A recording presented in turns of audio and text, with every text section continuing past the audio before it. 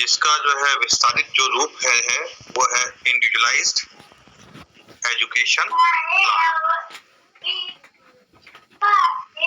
व्यक्तिगत शिक्षा योजना। व्यक्तिगत शिक्षा योजना इसे कहा जाता है और जो आईईपी है वो 3 से 6 वर्ष के बच्चों के लिए डिजाइन किया जाता है। कल हम लोगों ने जो है IFSP पढ़ा था, इंडिविजुअलाइज्ड फैमिली सर्विस प्लान देखा था, और आज हम लोगों को जो है आईईपी जो है देखना है। यदि हम आईईपी के बारे में बात करें,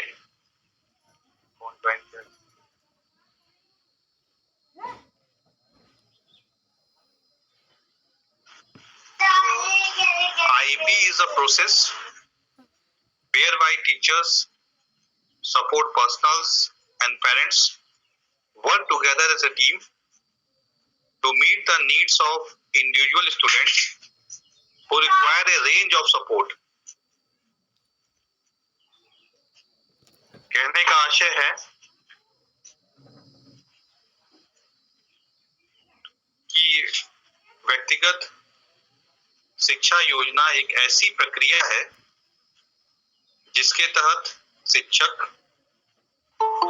सपोर्ट कर्मी और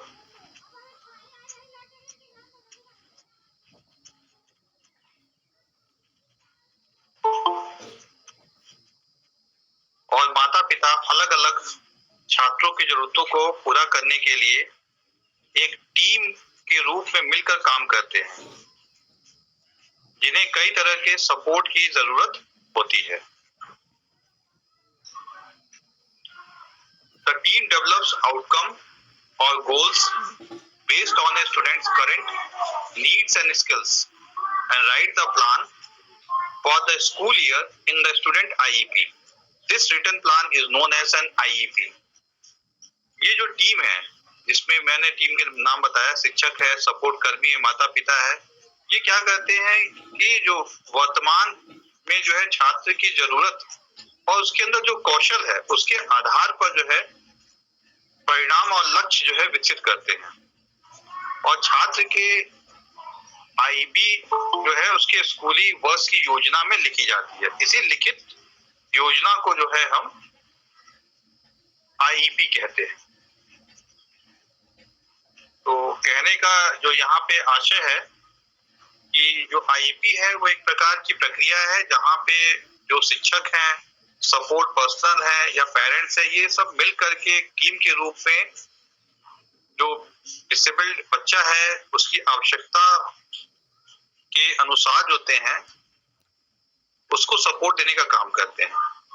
और ये जो टीम है वर्तमान में जो डिसेबल्ड बच्चा है उसकी जो करंट आवश्यकता है और उसके अंदर जो कौशल है वर्तमान में, उसके आधार पर जो है भविष्य का जो है निर्णय लिया जाता है, उसके लिए जो है गोल्स तय किए जाते हैं।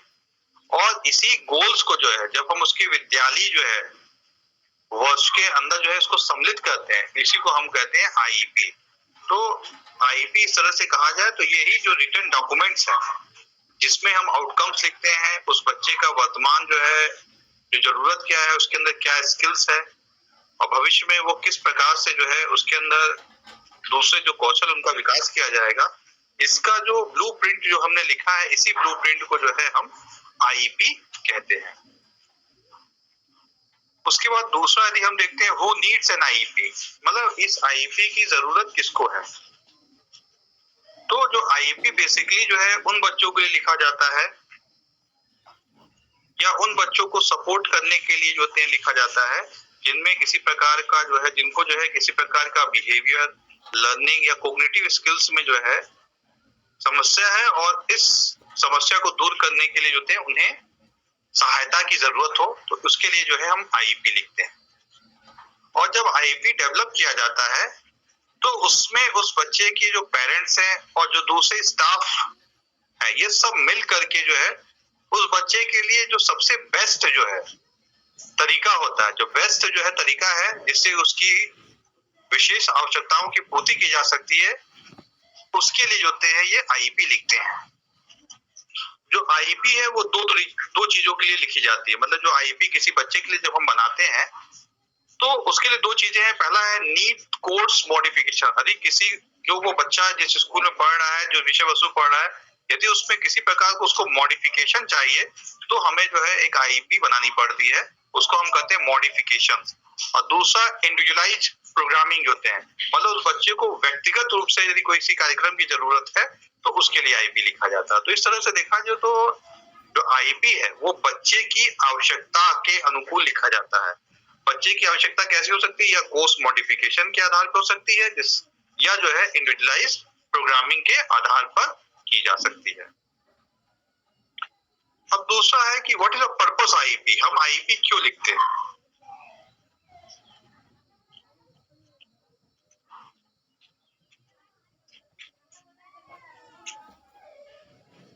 यदि हम पर्पस ऑफ द आईईपी देखते हैं तो आईईपी का उद्देश्य क्या है कि एक छात्र को अपने वर्तमान कौशल से परे व्यक्तिगत परिणामों या लक्ष्यों को पूरा करने में मदद के लिए एक योजना प्रदान करना है। इस कारण से व्यक्तिगत शिक्षा योजना प्रक्रिया के लिए एक छात्र क्या कर सकता है और क्या नहीं, इसकी एक समझ की आवश्यकता होती है। प्रत्येक आईईपी उस छात्र के लिए व्यक्तिगत होता है जिसके लिए उसे जो है तैयार किया जाता है। आईईपी टीम के सदस्य के रूप में माता पिता को व्यक्तिगत नियोजन प्रक्रिया का हिस्सा होना चाहिए और अपने बच्चे के लिए आईईपी पर अपनी सहमति देनी चाहिए। तो यदि पर्पस देखें तो पर्पस क्या है, पर्पस यही है कि हम उस बच्चे की जो है जो व्यक्तिगत आवश्यकता है उसका जो वर्तमान में जो प्रदर्शन है और उसके उस प्रदर्शन को और भी बेहतर करने के लिए जो है हम आईईपी लिखते हैं। और इस आईईपी में जो है लिखते जब हम हैं तो उसके जो टीम मेंबर है, उसका जो पेरेंट्स है, वो एक बहुत ही महत्वपूर्ण जो है रोल जो है प्ले करता है और इस आईईपी पर वो अपनी सहमति भी जो है प्रदान करता है। अब आते हैं what are the components of IEP, मतलब कि एक आईईपी की क्या क्या जो है कंपोनेंट्स हो सकते हैं। तो आईईपी के यदि हम कंपोनेंट्स को डिवाइड करें तो उसमें जो सबसे पहला जो भाग होता है, यदि आप किसी की आईईपी लिख रहे हैं तो आईईपी में जो सबसे पहला चीज लिखना है वो है आपका student identification and background information, current level of performance that reflect the team. मतलब कहने का मतलब है कि जो पहला भाग होगा आईईपी का उसमें आप सबसे पहले उस बच्चे का आइडेंटिफिकेशन लिखेंगे, मतलब उसका नाम क्या है, उसकी डेट ऑफ बर्थ क्या है, किस डिसेबिलिटी से ग्रसित है, तो और बैकग्राउंड इंफॉर्मेशन लिखेंगे, उसके पेरेंट्स के बारे में लिखेंगे। और उसमें जो सबसे इम्पोर्टेंट चीज होता है वो होता है कि जो टीम मेंबर्स थे जो आईईपी में इन्वॉल्व थे, कौन कौन थे, उसके पेरेंट्स और साथ में जो है सपोर्ट जो सर्विसेज वाले हैं, जो टीचर्स हैं, वो क्या करते हैं उस बच्चे का जो करंट लेवल ऑफ परफॉर्मेंस, जो वर्तमान जो स्तर है प्रदर्शन का, उसको उस आईईपी में जरूर लिखा जाता है कि वर्तमान में बच्चा क्या क्या कर पा रहा है और कौन कौन से स्किल्स उस बच्चे के अंदर है। उसके बाद दूसरा आता है conscience on the students ability and need. Conscience का मतलब यहाँ पे सहमति, मतलब कि बच्चे के अंदर जो एबिलिटी है, बच्चे के अंदर जो है जो योग्यता है और बच्चे की जो आवश्यकता है, उस पे क्या करते हैं जो पेरेंट्स हैं, टीचर्स हैं और जो सपोर्ट मेंबर्स हैं, वो सब मिल करके सहमति देते हैं कि हाँ इस बच्चे की जो है ये जो है एबिलिटी है और इस बच्चे को ये चीजें की आवश्यकता है जो है। उसके बाद तीसरा जो भाग होता है, जब ये सब दोनों चीजें हो जाती हैं तो तीसरा जो भाग सबसे इम्पोर्टेंट जो भाग है, इसमें क्या करते हैं कि स्टूडेंट स्पेसिफिक आउटकम्स और गोल्स डिसाइड किया जाता है। मतलब कि जो पेरेंट्स हैं और जो टीचर्स हैं और जो आपके सपोर्ट मेंबर्स हैं, वो सब मिल करके उस बच्चे के लिए होते विशिष्ट जो है आउटकम्स क्या होंगे और जो है ध्येय क्या होना चाहिए, वो सारे जो है चीजें इसमें लिखी जाती हैं।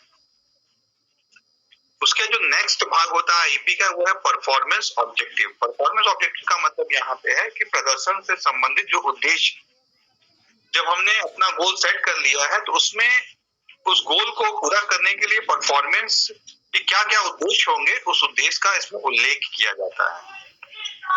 उसके बाद नेक्स्ट जो सबसे क्रियान्वयन वाला जो भाग आता है आईपी का वो है टीचिंग मेथड, मटेरियल स्टडीज मतलब उस आईपी में जो आपने गोल सेट किया है, जो परफॉर्मेंस ऑब्जेक्टिव सेट किया है, उसको प्राप्त करने के लिए आपको जो है विशिष्ट जो है टीचिंग मेथड की जरूरत पड़ेगी। मतलब आपको शिक्षण की विभिन्न विधियों का उपयोग करना पड़ेगा। उसके बाद आप विभिन्न प्रकार के टीएलएम का यूज करेंगे, मटेरियल सोर्स मटेरियल का यूज करेंगे और रणनीति भी तैयार करेंगे उस बच्चे के आउटकम्स या गोल्स को पूरा करने के लिए। उसके बाद नेक्स्ट आता है names of team members who will implement the IEP and the settings. मतलब उसके बाद जो नेक्स्ट भाग होता है कि जब आपने टीचिंग मेथड डिसाइड कर लिया, मटेरियल डिसाइड कर लिया, स्टडीज डिसाइड कर दिया, तो उसके बाद नेक्स्ट आता है कि कौन जो है इस आईईपी को इम्प्लीमेंट करेगा, कौन इस आईईपी के जो है क्रियान्वयन करेगा। उनके जो है सभी के नाम लिखे होते हैं और आईईपी कहाँ पे परफॉर्म किया जाएगा, कहाँ किस सेटिंग में किया जाएगा, नेचुरल सेटिंग में किया जाएगा या स्कूल की सेटिंग में किया जाएगा, उसका भी उल्लेख लिखा जाता है। उसके बाद where it will be implemented, मतलब कि ये जो आईपी है वो कहाँ पे इम्प्लीमेंट किया गया है, इसका भी उद्देश्य लिखा जाता है। उसके बाद लास्ट जो भाग होता है वो है plans and timelines for evolution and review stages. मतलब इसमें जो है प्लान लिखा जाता है और साथ ही समय सीमा भी तय होती है कि हमें कब उस बच्चे का जो है मूल्यांकन करना है, जो हमने गोल्स जो उसे जो है सिखाया है उसको कैसे जो है हम मेजर करेंगे, कैसे उसका मूल्यांकन करेंगे। और उसके बाद लास्ट आता है रिव्यू स्टेजेस। रिव्यू क्या करते हैं, हर 6 महीने पे या जो होते हैं 1 साल के अंदर जो है हम आईपी का रिव्यू करते हैं उस बच्चे को कि उसने अपने करंट लेवल से कितना और आगे चीजों को सीख पाया है। तो इस तरह से यदि आप देखें तो जो कंपोनेंट ऑफ आईईपी थे उसमें जो पहला कंपोनेंट था वो स्टूडेंट के आइडेंटिफिकेशन और बैकग्राउंड था, जहाँ पे हम विद्यार्थियों की जो पृष्ठभूमि थी उसका उल्लेख करते थे। और इसी के अंदर जो सबसे इम्पोर्टेंट कंपोनेंट था वो था कि जो टीम मेंबर्स है वो बच्चे की जो वर्तमान प्रदर्शन का स्तर है उसका उल्लेख जरूर करें। उसके बाद दूसरा चीज होता था कि जो टीम मेंबर्स हैं आपके, वो बच्चे की एबिलिटी और जो बच्चे की आवश्यकता है उस पे जो है अपनी एक सर्वसम्मति बनाते थे कि इस बच्चे की इसके अंदर ये जो है योग्यता है और इस बच्चों की इस चीज की आवश्यकता है। उसके बाद क्या करते थे नेक्स्ट ये टीम मेंबर्स की ये जो है लोग बच्चे के लिए जो है गोल्स और आउटकम सेट करते थे, तो उसके परफॉर्मेंस ऑब्जेक्टिव। नेक्स्ट जो है आईपी का भाग होता था शिक्षण विधि, रिसोर्स मटेरियल और जो है स्ट्रेटजीज। उसका नेक्स्ट आता था कि कौन आईईपी को इम्प्लीमेंट करेगा, उनके नाम और कहाँ पे इम्प्लीमेंट किया जाएगा, नेचुरल सेटिंग में, स्कूल की सेटिंग में या होम सेटिंग में, वो लिखा जाता था। उसके बाद कहाँ पे ये एक्चुअली इम्प्लीमेंट किया गया है वो लिखा जाता है। उसके बाद जो है जो प्लान या जो टाइमलाइंस है, मतलब हर एक ऑब्जेक्टिव का एक टाइम होता था और एक प्लान होता है और उसका मूल्यांकन किया जाता है। उसके बाद रिव्यू स्टेज आता है कि कब इसको रिव्यू किया जाएगा। उसका नेक्स्ट आता है stages of developing N IP, मतलब कि एक आईपी को कैसे डेवलप किया जाता है और उसके क्या क्या स्टेजेस हैं। तो देखा जाए तो एक आईपी के जो है 4 मुख्य स्टेजेस होते हैं। उसमें जो पहला जो स्टेज होता है वो है gathering and sharing of information. कहने का तात्पर्य यह है कि इस पहला स्टेज है gathering and sharing of information. दूसरा जो स्टेज होता है वो होता है सेटिंग डायरेक्शन। तीसरा जो स्टेज है वो है developing and writing the IEP. और चौथा है आपका implementing and reviewing the IEP. Gathering and sharing information का मतलब है कि उस जिसके लिए आईईपी तैयार की जा रही है उससे संबंधित जो जानकारी है, जानकारी में क्या है कि उसका करंट लेवल ऑफ परफॉर्मेंस क्या है, बच्चा क्या क्या कर पा रहा है, उसकी क्या नीड है, ये सारे जो होते हैं ब्रीफ प्रोफाइल जो होते हैं उस बच्चे से संबंधित जो है इकट्ठा की जाती है। उसके बाद दूसरा यदि आप देख रहे हैं सेटिंग डायरेक्शन, मतलब कि जब आपने ये सब इकट्ठा कर लिया तो कैसे जो है इस आईईपी को आगे बढ़ाना है, तो उसके लिए जो है डायरेक्शन सेट किया है। उसमें जो है पहला गठन होता है आईईपी टीम की। एक आईईपी जो टीम है वो बनाया जाएगा जिसमें पेरेंट्स, सपोर्ट मेंबर्स और टीचर को सम्मिलित किया जाएगा। उसके बाद हर एक व्यक्ति की रिस्पॉन्सिबिलिटी जो है बताई जाएगी, कौन से किस व्यक्ति की क्या जो है जिम्मेदारी होगी। और उसके बाद क्लैरिफाई द पर्पस, हर एक व्यक्ति का जो है क्या पर्पस होगा इस आईईपी में वो भी इसमें बताया जाता है। सेटिंग डायरेक्शन का मतलब दिशा देना। उसके बाद आता है नेक्स्ट जो है developing and writing the IEP. तो इसमें क्या किया जाता है कि setting developing and writing the IEP का मतलब कि आईईपी को तैयार करना और उसको लिखना जो होते हैं। तो इसमें सबसे पहला काम किया जाता है कि बच्चे की जो नीड है उसको प्रायोरिटाइज किया जाता है, क्योंकि बच्चे की कौन सी नीड को पहले जो है हमें फोकस करना है। उसके बाद बच्चे का करंट लेवल ऑफ परफॉर्मेंस क्या है प्रत्येक जो है डोमेन में, इसको देखा जाता है। उसके बाद उसकी जो स्पेसिफिक आउटकम, जो परफॉर्मेंस है, ऑब्जेक्टिव्स क्या होंगे इस आईपी को डेवलप करने के, वो सारे लिखे जाते हैं। और उसके बाद जो है तीनों जो टीम के मेंबर हैं, पेरेंट्स हुए, साथ ही साथ जो है टीचर हुए और जो स्टाफ, सपोर्टिंग स्टाफ है, ये लोग अपनी सहमति देते हैं और इस तरह से एक आईपी उस बच्चे के लिए लिखी जाती है। उसके बाद जो है इस आईपी का जो सबसे इम्पोर्टेंट जो भाग है, जिसको हम कह सकते हैं कि हार्ट ऑफ द आईपी है, वो है उसका इम्प्लीमेंटेशन एंड रिव्यू। मतलब कि आपने सब कुछ तो तैयार कर दिया, लेकिन जो सबसे इम्पोर्टेंट चीज है वो उस आईपी का इम्प्लीमेंट करना, क्रियान्वयन करना। तो क्रियान्वयन करने के लिए जो है सबसे पहले जो है एक डेली शेड्यूल बनाया जाता है कि किस आईपी के अंदर जो गोल्स लिखे गए उसको कब जो है हमें इम्प्लीमेंट करना है, उसका समय सारणी बनाई जाती है। उसके बाद होते हैं उस प्लान को जो है प्रैक्टिस में लाया जाता है, जो प्लान है उसको यथार्थ रूप दिया जाता है। उसके बाद उस प्लान के बाद जो है रिव्यू, और उसको बार बार रिवीजन होता है रेगुलरली, और वर्ष के अंत में या छमाही पे जो है उस प्लान का जो है मूल्यांकन किया जाता है। तो इस तरह से जो है आपका जो आईपी है वो जो है डेवलप किया जाता है। अब आते हैं कि प्रमोटिंग सक्सेसफुल आईपी, मतलब कि एक आईपी को कैसे जो है आप सक्सेसफुल कर सकते हैं। तो सक्सेसफुल करने का जो सबसे इम्पोर्टेंट जो फैक्टर है वो है एक्टिव पेरेंट्स। मतलब कि यदि पेरेंट सक्रिय हो उस आईपी के लिए, और जो ये टीम मेंबर्स है जो उसको प्लान कर रहे हैं, और वो टीम मेंबर जो इस आईपी जो रिटन डॉक्यूमेंट्स उसको इम्प्लीमेंट कर रहा है, ये तीन जो इम्पोर्टेंट फैक्टर है, बहुत इम्पोर्टेंट फैक्टर्स हैं जो कि एक आईपी को सक्सेसफुल होने में मदद करते हैं। उसके बाद हर एक मेंबर ही है, यदि उस रिस्पॉन्सिबिलिटी और जिम्मेदारी को जो है वो पूरे जो है शिद्दत के साथ जो है परफॉर्म करते हैं, तो आईपी के जो है सक्सेसफुल का जो रेट है वो काफी अच्छा हो जाता है। तो सक्सेसफुल डिपेंड करता है बच्चे, डिसेबल्ड बच्चे के पेरेंट्स के ऊपर, और जो टीम मेंबर्स जो उसने प्लान किया है आईपी, और वो टीम मेंबर जो उस आईपी को इम्प्लीमेंट करने का काम कर रहा है।